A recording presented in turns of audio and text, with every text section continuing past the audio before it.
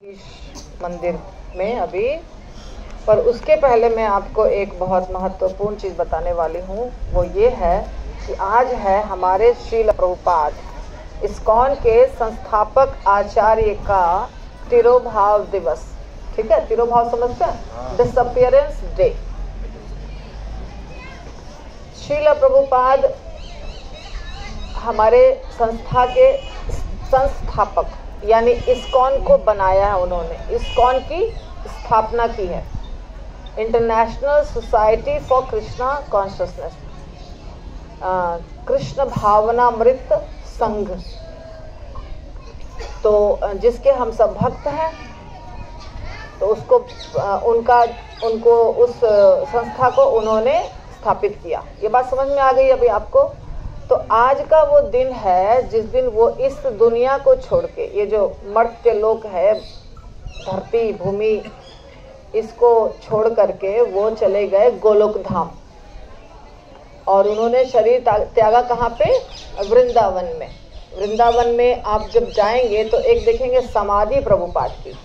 वहाँ प्रभुपाद का एकदम सुनहरा मूर्ति है। सुनहरा अर्थात सोने के जैसा, बिल्कुल बहुत चमकता। आप सब दर्शन करेंगे जो पहली बार जाएंगे। तो वो उसी के नीचे, उसी स्थान पे प्रभुपाद के शरीर को समाधि दी गई। ठीक है। तो प्रभुपाद थे एक बहुत बड़े शुद्ध वैष्णव। शुद्ध वैष्णव जो होते हैं उनकी मृत्यु नहीं होती है। शुद्ध वैष्णव हमेशा क्या रहते हैं? जीवित रहते हैं। अपने शब्दों के द्वारा, अपने कार्यों के द्वारा, उनका शरीर भी दिव्य होता है। तो उनको हमें आग में जाके जैसे बाकी लोगों को जलाया जाता है वैसे नहीं जलाना होता है, उनको समाधि दी जाती है। तो आज का वो दिन है, बहुत हमारे लिए अच्छा है। आप सोचेंगे अरे किसी की मृत्यु हुई उसको अच्छा हम कैसे मानेंगे? नहीं, आचार्य जो होते हैं, शुद्ध भक्त जो होते हैं, वो आते हैं और जाते हैं, उनकी मृत्यु नहीं होती है। जैसे सूरज रोज सवेरे निकलता है, शाम को डूब जाता है, सूरज खत्म तो नहीं होता है। वैसे ही जो हमारे आचार्य होते हैं, आज यहाँ सेवा कर रहे हैं, बाद में कहीं और सेवा करेंगे, उसके पहले कहीं और सेवा कर रहे थे। तो ये है आचार्य का गुण, उनकी लीला। उनकी जैसे भगवान की लीला होती है ना, वैसे शुद्ध भक्त की भी लीला होती है, जो गुरु होते हैं। तो हमारे जो गुरु अभी एट प्रेजेंट हैं या होने वाले हैं, जिन्होंने हृदय में मान लिया है हिज होलीनेस गोपाल कृष्ण गोस्वामी महाराज को गुरु, तो उनके गुरु यानी हमारे परम गुरु। तो हम ऐसे आचार्यों के तिथि को भी बहुत उत्साह से मनाते हैं, खुशी खुशी। दुख का दिन नहीं है आज, हमारे लिए दुख का दिन नहीं है। हम बहुत एंजॉय करते हैं, क्योंकि भगवान के धाम गए। आचार्य कहाँ गए? भगवान के धाम गए। दूसरे जीवों का कल्याण करने के लिए वो भगवत धाम गए, या भगवान की आज्ञा से जहाँ भी वो प्रचार कर रहे होंगे अभी। तो हम लोग तो दूर हैं, पर फिर भी आपको 12 बजे तक उपवास करना है। तो श्रील प्रभुपाद कौन थे? शॉर्ट में उनका जन्म हुआ था कलकत्ता में, और प्रॉपर कलकत्ता। और वो बंगाली थे शरीर से।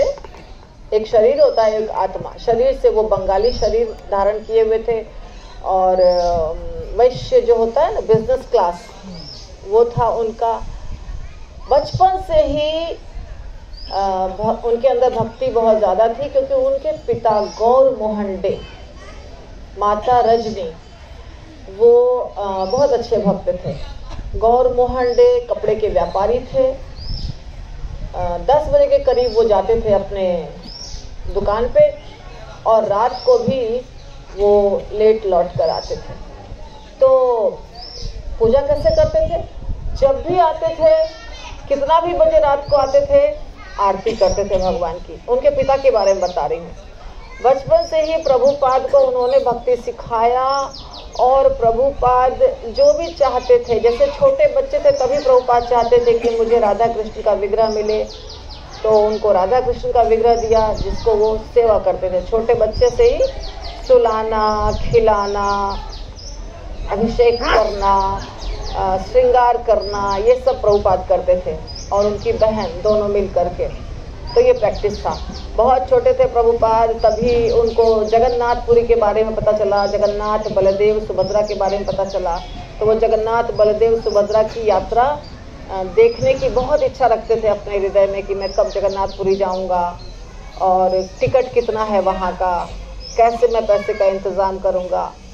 और उसके बाद इच्छा थी कि मैं भी रथ यात्रा निकालूं, छोटे बच्चे में ही मैं भी रथ यात्रा निकालूं। तो अपने पिता को बोले मुझे रथ दीजिए खरीद करके, मुझे रथ निकालना है, रथ की यात्रा करनी है। प्रभुपाद पता करने गए तो बहुत महंगा रथ, लकड़ी का बना हुआ जो होता है छोटा रथ, बड़ा रथ के जैसा ही पर छोटा। तो रथ का साइज छोटा था, पर फिर भी इनके पास जितनी लक्ष्मी थी उसके कैपेसिटी के बाहर था, नहीं खरीद सकते थे। उदास होकर के लौट रहे थे और प्रभुपाद भी दुखी थे। बच्चा तो जिद करता है माँ बाप से ना कोई चीज़ मांगने का। तभी इनको पुराना रथ दिखाई दिया। एक महिला थी, वो नहीं, रथ नहीं दिखाई दिया। एक महिला ने पूछा इनसे कि क्या बात है।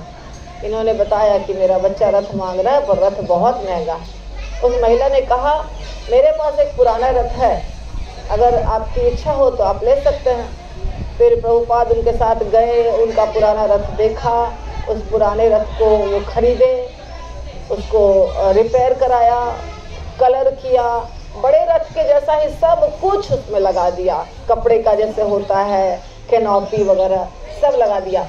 और प्रभुपाद पूरे 1 वीक तक रथ यात्रा मनाते रहे। उनकी माता भोग बनाती थी, रजनी माता भोग बनाती थी, अलग अलग तरह के डिशेज, बहुत अच्छे अच्छे, खाजा, गुलाब जामुन, बालूशाही। और ये और इनके दोस्त दोनों बांटते थे, जैसे बांटते हैं ना अभी लोग रथ पर चढ़ करके प्रसाद बांटते हैं, वैसे बांटते थे। रथ निकालते थे, रथ की यात्रा होती थी। और इतना प्रसिद्ध हो गया इनका रथ यात्रा कि बड़े बड़े जो लोग थे वो भी कहने लगे कि हमें क्यों नहीं बुलाया, हमें क्यों नहीं बुलाया। तो इस प्रकार प्रभुपाद ने रथ यात्रा की। और वही प्रभुपाद जब बड़े हुए, शादी ब्याह हुआ, फिर पढ़ाई करते थे बहुत अच्छे कॉलेज में कैलकाटा में। एक दिन उनको अपने गुरु, उनके गुरु हिज होलीनेस भक्ति सिद्धांत सरस्वती ठाकुर गोस्वामी महाराज मिले एक दोस्त के माध्यम से। दोस्त वहाँ लेके गया और इनको बहुत बहुत पसंद आया उनकी बातें। फिर ये चाहे कि हम अभी समर्पित करके दीक्षा ले लें और मंदिर में ही रह जाएं, लेकिन शादी हो गई थी तो ऐसा हो नहीं सकता था। इसीलिए प्रभुपाद फिर अपने परिवार को भक्त बनाने की कोशिश करने लग गए कि मेरे बच्चे और पत्नी सब भक्त बन जाएं। 11 साल तक उन्होंने कोशिश किया, पर सफलता नहीं प्राप्त हुई। और तब 11 साल के बाद इनकी पहली दीक्षा हुई प्रभुपाद की, जो प्रॉपर पहली दीक्षा यानी ब्राह्मण दीक्षा। इनकी दीक्षा हुई अपने गुरु से और उसके बाद बहुत दिनों के बाद संन्यास दीक्षा इन्होंने लिया और घर को त्याग दिया। जब घर के लोग भक्त नहीं बने तो सोचा इन्होंने कि अब मैं भक्ति कैसे करूँगा, ठीक से हो नहीं पाएगा। तो इसलिए घर त्याग दिया और संन्यास दीक्षा लिया। सपने में भगवान ने कहा कि तुम संन्यास ले लो, तो संन्यास दीक्षा लिया। और 69 साल की उम्र जब इनकी हो गई, 70 से 1 कम, तो इन्होंने अपने गुरु की आज्ञा, जो 2 आज्ञा, प्रमुख आज्ञा उनके गुरु ने दिया था कि अंग्रेजी भाषा में प्रचार करो और जब भी तुम्हें पैसा हो पुस्तक छापो। तो पुस्तक तो छाप ही रहे थे जब से इनको दीक्षा हुई, या जब से थोड़ा पैसा जमा हुआ तो पुस्तक छाप रहे थे। लिख करके खुद लिखते थे, खुद कंपाइल करते थे, खुद एडिटिंग करते थे, खुद प्रिंट करते थे और खुद बेचते भी थे। पर बड़ी बड़ी बुक्स नहीं, छोटी छोटी बुक्स, मैगजीन। पर बाद में इन्होंने श्रीमद् भागवतम का अनुवाद किया, 1 कैंटो, एक पहला स्कंद सिर्फ हुआ था, भगवद गीता का अनुवाद हुआ था। तब ये अमेरिका गए, बहुत मुश्किल से सिर्फ 40 रुपया पॉकेट में था। तो एक मोरारजी थी सिंधिया, शिप की ओनर, उन्होंने स्पॉन्सर किया और उनके मालवाहक जहाज जो होता है ना, कार्गो शिप, उसके ऊपर बैठ करके बहुत लंबी समुद्र से बहुत लंबी जर्नी करके प्रभुपाद पहुंचे अमेरिका। बहुत कष्ट हुआ उनको रास्ते में, फिर भी भगवान से प्रार्थना करते थे कि मुझे जो गुरु का आदेश मिला है वो पूरा करना है। भगवान सपने में आए और उन्होंने इनके सिर पर, मस्तक पर हाथ फेरा। प्रभुपाद ने उस समय एक कविता लिखा, बहुत सुंदर है वो कविता, और कविता यानी गीत। फिर प्रभुपाद वहां पहुंचे और वहां एक दोस्त का पता था सिर्फ इनके पास। वो दोस्त के घर गए, उसका दोस्त का बेटा था और उनकी पत्नी थी विदेशी, अमेरिकन। तो वहीं पर एडजस्ट किए किसी भी तरह से, और 1 साल लगा, बहुत कोशिश किया। 1 साल के बाद जाकर के इस्कॉन की स्थापना इन्होंने की। मतलब स्थापना करने में और टाइम लगा। 1 साल के बाद इनको लगा कि हाँ संभव है, नहीं तो ये सोचे थे अब लौट के जाना पड़ेगा, कुछ होने वाला नहीं है। तो भगवान परीक्षा बहुत ज्यादा लेते हैं, और प्रभुपाद की तो बहुत लिए, सबकी लेते हैं। इसके बाद इस्कॉन की स्थापना की। आज जो आपको इस्कॉन दिखाई दे रहा है उसकी स्थापना हुई न्यूयॉर्क, अमेरिका में। 14 बार पूरे विश्व का भ्रमण किया। 11 साल तक इस्कॉन की स्थापना के बाद 11 साल तक प्रभुपाद प्रचार किए। फिर भगवत धाम आज के दिन वो चले गए। तो आज हम उनके शिष्य उसको संभाले हुए हैं। ऐसे तो प्रभुपाद का जितना भी बोलिए कम है। तो ये हमने एकदम छोटा सा इंट्रोडक्शन दिया प्रभुपाद का। अब हम जिस स्थान पर बैठे, शील प्रभुपाद की, अब हम जिस स्थान पर बैठे हैं ये है मूल द्वारका, बोलते हैं इसको मूल द्वारका। तो भगवान जब आए थे द्वारका पहली बार तो यहीं आए थे।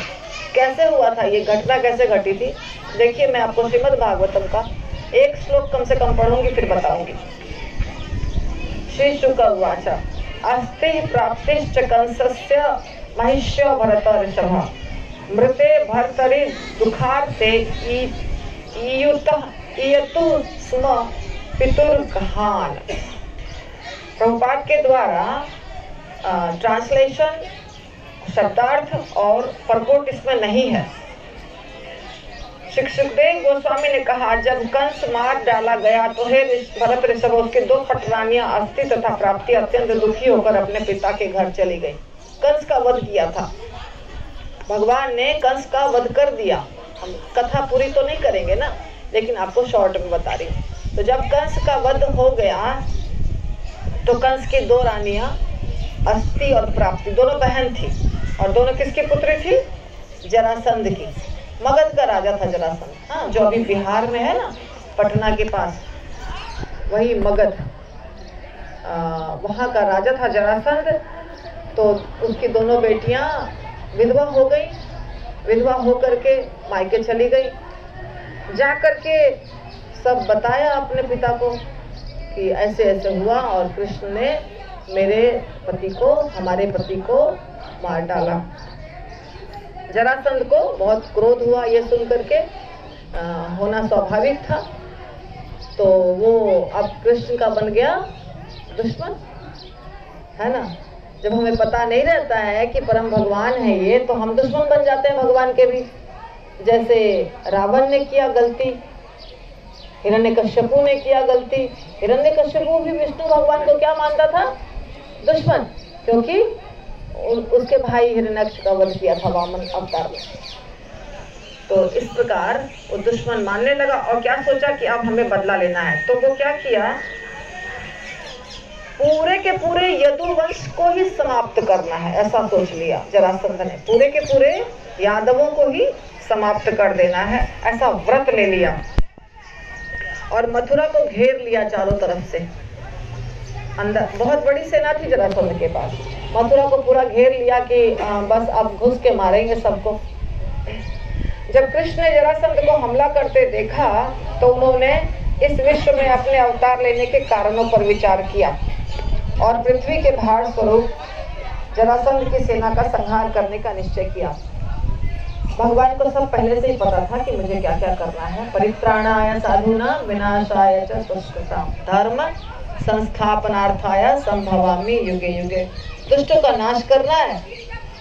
पूतना, सबसे पहले पूतना का वध किया, अघासुर, बकासुर, रावण, बहुत सारे असुरों का वध किया। अब अभी हो रहा है कि मास में करना है वध, अभी एक एक का वध नहीं करना है। अभी कितने का वध करना है? पूरे पृथ्वी को पृथ्वी का पर जो भार है उसको हल्का कर देना है। बचपन में उन्होंने एक राक्षस का वध, एक राक्षस ऐसे वध कर रहे थे, और अभी सफाया करना है, जाना भी है वापस लौट करके। तो जरासंध के पास इतनी बड़ी सेना थी कि एक बार में पूरी सेना नहीं आती थी मथुरा, थोड़ी सी आती थी। अब भगवान क्या करते, थोड़ी सेना को अगर मार देते या जरासंध को मार देते तो आगे कुछ हो नहीं पाता। तो भगवान अंतर्यामी है, उनको पता है कि पूरे धरती पर कहाँ कहाँ कितने लोग आसुरी विचार के क्या क्या अत्याचार कर रहे हैं। तो पूरे सेना का संहार करना था उनको। तो भगवान ने क्या किया, भगवान ने सोचा कि मैं जिस कार्य को करने आया हूँ वो अब करने का समय आ गया है, और 2 रथ प्रकट हो गया सामने में। जिस रथ में सारथी भी थे, सारे अस्त्र शस्त्र भी थे, सारी सामग्री भी थी, वहां प्रकट हो गया। अब उन्होंने बलदेव जी से कहा, हे भ्राता, अब जरासंध मथुरापुरी पर आक्रमण कर रहा है, अतः अपने रथ पर सवार हो जाइए और चलिए, हम दोनों शत्रु की सेना का विध्वंस करेंगे। दोनों भाई मिलकर के, बलराम जी कौन है, भगवान के निजी पार्षद, एकदम नजदीक वाला जो होता है ना, ज्यादा अंतर नहीं है बलराम में और भगवान में, सिर्फ कलर का फर्क है। बलराम जी गोरे और भगवान सांवले, श्याम वर्ण, बस। तो भगवान ने कहा चलिए अब हम लोग दोनों मिलकर के ये कार्य करेंगे। दोनों रथ पर सवार हुए और नगर से बाहर निकले। नगर के अंदर सब लोग हैं, पर नगर से बाहर निकले 2 भाई सिर्फ जरासंध से मुकाबला करने के लिए। भगवान कृष्ण ने अपने प्रतिद्वंदी की सेना के सामने पहुंचकर अपना शंख बजाया, जिससे शत्रुओं के हृदय में भय हो गया। ये आप भगवद गीता में भी सुने हैं कि जब दिव्य शंख बजता है तो शत्रु डर जाते हैं, क्योंकि शत्रुओं के पास कमजोर शंख होता है, उनके शंख में वो दिव्यता नहीं होती है। दिव्य शंख की ध्वनि भी अलग होती है, उसका प्रभाव भी अलग होता है। तो अर्जुन का शंख दिव्य था, भगवान का शंख दिव्य था, सारे पांडवों का शंख दिव्य था। तो जब ये बजाए थे, इन लोगों ने शंख बजाया था कुरुक्षेत्र के युद्ध भूमि में, तो सारे कौरवों के हृदय कांप गए थे, थरथरा गए थे, क्या होगा अब हमारा। तो वैसे ही यहाँ भी जरासंध के शत्रुओं के ऊपर भय हो गया। राजा जरासंध ने अपने सैनिकों, रथों इत्यादि से कृष्ण बलराम को घेर लिया। नगर की स्त्रियां अपने अपने घर की छतों पर चढ़ गईं और दोनों प्रभुओं को न देखकर दुखी हो गईं। जितनी भी स्त्रियां थी मथुरा में बहुत प्यार करती थी भगवान से, कृष्ण से, बलराम से। अब सबको पता चला कि कुछ होने वाला है। जरासंध, शंख बजाने का मतलब है युद्ध होगा। जरासंध जब घेरा सबको, अब सब लोग तो डर जाते हैं ना, उनको ये नहीं पता होता है कि ये तो भगवान है, कुछ भी कर सकते हैं। यशोदा माता भी डर गई थी जब कालिया दमन कर रहे थे भगवान। भगवान के चरण कमल को देखते देखते पहुंच गई यमुना, आप बेहोश होकर गिरने लग गई। तब बलराम जी संभाले। बलराम जी बोले उसको कुछ नहीं होने वाला है, मैं जानता हूँ वो कौन है। तो बलराम जी माता को पकड़ के लेके गए। तो इसलिए सारी स्त्रियां बहुत दुखी हुई छत पर चढ़ के, और जरासंध भी घेरा हुआ था, उसके सैनिकों के साथ घेर लिया था कृष्ण और बलराम को। अब कृष्ण और बलराम तो इतने बड़े नहीं हैं, उस समय बहुत बड़े नहीं थे, उम्र उनकी बहुत ज्यादा नहीं थी, बच्चे ही दिखते हैं। रामचंद्र जी और लक्ष्मण जी भी बच्चे ही थे जब विश्वामित्र जी ले गए और उन्होंने इतने बड़े बड़े राक्षसों का वध किया। तो भगवान कोई बच्चा नहीं होता, छोटे। कई बार भक्त क्या करते हैं कि हमारे घर में छोटे छोटे गौरनिताई हैं, बड़े बड़े लाने हैं, छोटे वाले गौरनिताई किसी को दे देंगे, बड़ा गौरनिताई खरीद के ले आएंगे। छोटे लड्डू को पाले हो, किसी को दे देंगे, बड़ा खरीद के ले आएंगे। भगवान छोटे और बड़े नहीं होते हैं। भगवान का जो मूल है भाव, वो होना चाहिए। वो साइज कितना बड़ा है, ऐसा नहीं कि बड़े भगवान ज्यादा बड़ा कृपा करेंगे, ऐसे कुछ नहीं बात होती है। भगवान सब सेम होते हैं। द्वारकाधीश के भगवान हो, वृंदावन के भगवान हो, जगन्नाथपुरी के भगवान हो, सब एक ही है। कृष्ण तो कृष्ण है। तो डर गए, सारी स्त्रियां डर गई कि कृष्ण बलराम को कुछ हो जाएगा। पर कृष्ण बलराम ने क्या किया, बाण बरसाना शुरू कर दिया शत्रुओं के ऊपर, और देखते ही देखते जरासंध की पूरी सेना का सफाया कर दिया। बलदेव जी ने जरासंध को बांध दिया रस्सी से, नहीं बांध नहीं दिया, बांधने वाले थे पर कृष्ण ने बलदेव जी को क्या बोला, मत बांधो, क्योंकि भागेगा तभी तो दूसरी सेना लेकर आएगा। अगर वहीं खत्म कर दिए तो फिर दूसरी, तीसरी, चौथी, पांचवी, छठी, सातवीं, आठवीं, नौवीं, 17 बार। कितनी बार जरासंध आक्रमण किया? 17 बार। और 17 बार वो भयंकर भयंकर बड़े बड़े राक्षसों के सेना को लेकर के आता था युद्ध करने के लिए भगवान से। तो इसीलिए भगवान ने कहा कि नहीं, रोको मत, तब वो जाएगा और दूसरे टीम को लेकर के वापस आएगा लड़ाई करने के लिए, क्योंकि इसी से तो हमें पृथ्वी का भार हल्का करना है। तो जरासंध को छोड़ दिया, बंधन मुक्त कर दिया। और जरासंध बंधन कर दिया था जो बलराम जी ने, या तो दोनों बात लिखा है प्रभुपाद ने। तो बलराम जी बांधने वाले थे या बांध दिए थे, उसको छोड़ दिया और जरासंध मगध लौट गया। और फिर से उसने क्या किया, साधारण व्यक्ति नहीं था, पहले का व्यक्ति है ये, द्वापर युग का। वो तपस्या किया और बल एकत्रित करने के लिए और सेना एकत्रित करने के लिए और लड़ाई अच्छे से करने के लिए। राजाओं ने भी उसको सलाह दिया। अब देखिए, दुष्ट के सलाह देने वाले भी दुष्ट ही होते हैं, अच्छे नहीं होते, दोस्त भी दुष्ट ही होते हैं, तो कभी सलाह अच्छा नहीं देंगे। और राजाओं ने सलाह दिया कि देखो ये तुम्हारे कर्मों का फल है। ऐसा भी थोड़ा सलाह देने वाले थे राजा, तुमने कर्म वैसे किए थे, तुम्हारी सेना नष्ट हो गई, इत्यादि इत्यादि। जरासंध थोड़ा मूड खराब करके अपने राज्य में लौट गया। अब इधर मथुरावासी बहुत खुश हुए कृष्ण को, जब कृष्ण लौट के अंदर गए तो मथुरावासी बहुत खुश हुए, सब मिलकर के बहुत प्रसन्न हुए और विजय के गीत गाने लग गए, उत्सव मनाने लग गए। भगवान ने सारे आभूषण, बहुमूल्य सामान जिन्हें युद्ध में एकत्रित किया था उग्रसेन को दे दिया। देखिए, जब युद्ध होता था ना तो जितने योद्धा थे वो सब बहुत गहना जेवर पहने रहते थे। जेंट्स भी पहले सोना पहनते थे, मुकुट वगैरह सोने का होता था, कभी कभी गदा भी सोने की होती थी, तीर धनुष में भी सोना चांदी लगा रहता था। तो जब मृत्यु होती थी युद्ध भूमि में तो सारे सैनिक जो थे वो क्या करते थे, सोना लूटते थे, एकत्र करते थे और राजा को देते थे। और बाद में वो राजा के कोष में जाता था। तो यहाँ पे जरासंध के सेना से जो एकत्रित किया सोना वगैरह, वो सब उग्रसेन, राजा कौन थे? कृष्ण खुद राजा नहीं बने थे, वो उग्रसेन जी को राजा बना दिए थे, क्योंकि राजा बन के टेंशन कौन लेगा, मैनेजमेंट बहुत डिफिकल्ट काम है। कृष्ण का क्या कार्य था, बस मस्ती करो, घूमो फिरो, बांसुरी बजाओ, राक्षसों को मारो और स्वतंत्र रहो, तो राजा नहीं बने वो। अब जरासंध ने फिर से आक्रमण किया और कितनी बार आक्रमण किया? 17 बार। और हर बार भगवान ने क्या किया, उसके सेना का विध्वंस किया। जब 18वीं बार आक्रमण करने की तैयारी की तो काल यवन नामक योद्धा जो अपने योग्य प्रतिद्वंदी की तलाश में था, नारद मुनि द्वारा भेजा जाकर यादवों से लड़ने के लिए आया। काल यवन था जो सब समझता था कि मैं बहुत बड़ा बलवान हूँ, मेरे बराबर कोई नहीं है, जिस दिन मेरे बराबर कोई योद्धा आएगा तभी लड़ाई करूंगा, दूसरे से लड़ाई करने में आनंद नहीं आएगा। ये सब कुछ हिस्ट्री है इसकी पिछले जन्म की, जो अभी हम नहीं बता सकते। मेरा स्पीड बहुत फास्ट है आपको लेक्चर देने का। तो काल यवन नामक योद्धा आया, किसके साथ? जरासंध के साथ। अरे बहुत मजा आएगा लड़ाई करने में, ऐसा सोच करके 3 करोड़ सैनिक 3 करोड़ सैनिक लेके काल यवन ने आक्रमण कर दिया मथुरा पे। भगवान कृष्ण इस आक्रमण से चिंतित हुए, क्योंकि उन्हें ज्ञात था कि जरासंध का आगमन आसन्न है और एक ही साथ 2 शत्रुओं के आक्रमण से यादवगण पड़ सकते हैं संकट में। भगवान को लगा कि एक तो काल यवन आ गया है 3 करोड़ सेना लेके, और जरासंध तो आने ही वाला होगा, वो तो 17 बार, अब 18वीं बार भी वो आएगा ही। तो भगवान ने क्या किया, यादवों के लिए समुद्र के भीतर एक सुरक्षित नगरी का निर्माण कराया और सबको वहां पहुंचा दिया। ये तो आप जान चुके हैं, आप गए थे ना कल भेंट द्वारका।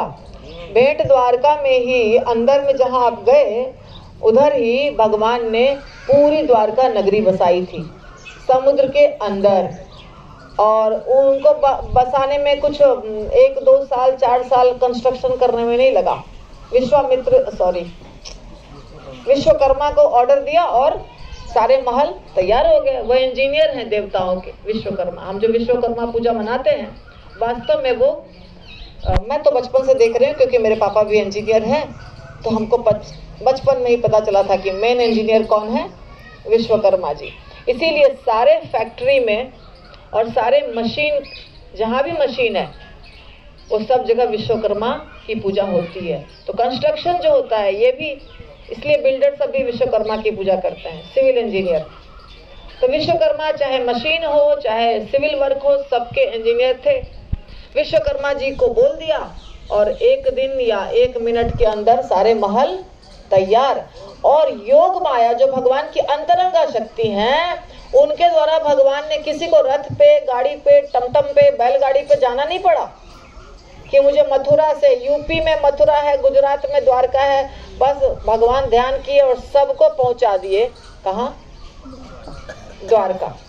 अब हो गई खाली वो जगह, जरासंध को नहीं पता है, पर मथुरा हो गई खाली।